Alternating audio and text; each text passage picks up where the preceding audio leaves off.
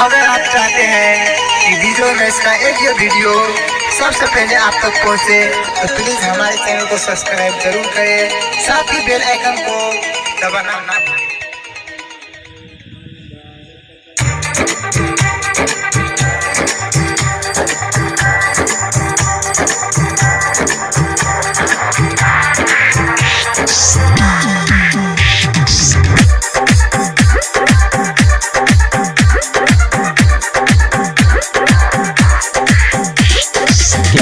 छोरी क्या ना दली हेगे क्या ना दली छोरी क्या ना दली तू छौरा सुमितवा के म्यूजिक बाय डीजे उमेश छौरा सुमितवा के ना दली क्या ना दली छोरी क्या ना दली हेगे क्या ना दली छोरी क्या ना दली छौरा सुमितवा रकसवा के तू हेगे है ना दली हेगे है ना दली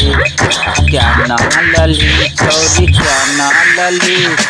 खर्चे माँ भाईल छोरी क्या ना लली हेगे क्या ना दल को छोरा क्या ना दल को छौरा सुमितवा के नहीं लली